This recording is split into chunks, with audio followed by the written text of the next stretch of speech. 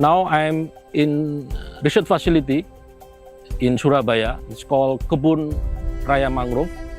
We have been collaboration, especially to focusing on food resilience, and we applied biosaline rice. There are many challenges, regardless for the ambient, for the coastal, and we also have evidence that our activity already apply in here, and of course we are success to develop biosaline rice, and of course we have many modifications related to this area, because coastal area is high salinity. We have two objectives for this case in soil and also for the weather ambient. Salinity is so stressful in rice, but we are success to develop in design for salinity rice in coastal area. We have two issues also. The first of all is variety type, biosaline.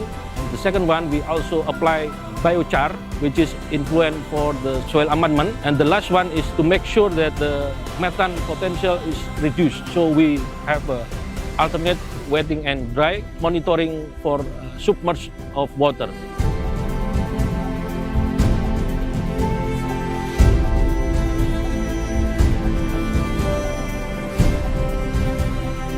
I'm here in Surabaya, Indonesia for collaboration research with Dr. Miri Ono from ATS Institute. Our project focus on the salinity, variety, sustainable development goal in agriculture, mainly to climate change and the zero hunger in rice production, salinity in the Indonesia and in Vietnam.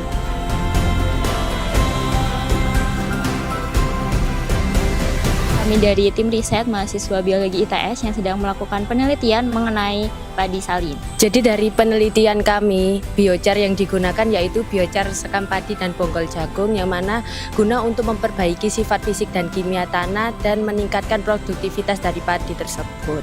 Untuk varietas yang kami gunakan, kami menggunakan dua tipe varietas, yaitu varietas yang tahan salin dan juga non-salin, di mana varietas salin yang kami gunakan meliputi biosalin 2 dan impari 34, sedangkan untuk varietas non-salin kami menggunakan varietas Mekongga.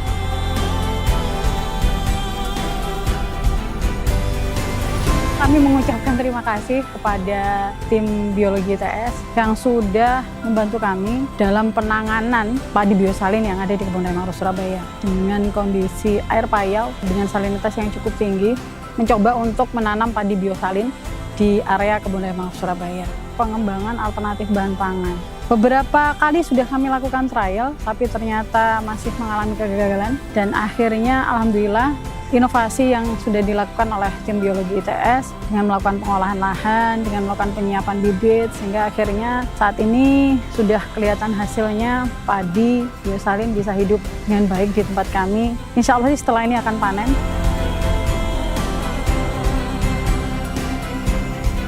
Banyak rintangan yang saya alami sebelum kedatangan rekan-rekan dari ITS. Setelah kedatangan dari teman-teman ITS, kita sangat terbantu adanya biochar, sehingga padi yang saya tanam itu bisa tumbuh sampai saat ini dan bisa berbulir. Harapan saya untuk kedepannya ini padi ini bisa lebih bagus, hasil panennya lebih maksimal dan bisa bermanfaat untuk warga di Surabaya.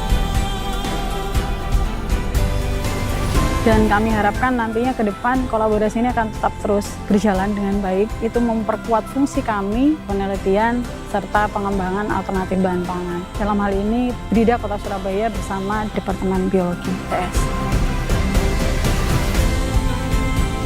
Adapun harapan dari penelitian biosalin ini dapat memperbaiki sifat fisik maupun kimia tanah, dan juga dapat memanfaatkan lahan-lahan yang tidak terpakai, terutama lahan-lahan salin yang ada di Surabaya ataupun di luar daerah Surabaya, sehingga petani dapat memanfaatkan lahan-lahan tersebut untuk ditumbuhkan menjadi lahan produktivitas, yaitu dengan menumbuhkan tanaman padi itu sendiri.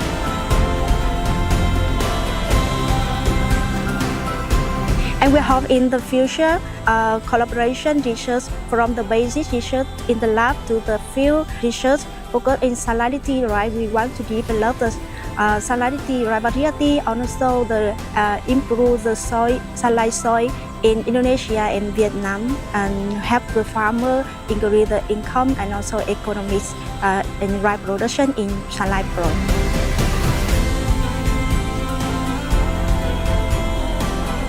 This activity is collaborate with Vietnam because we have fund research for world-class university.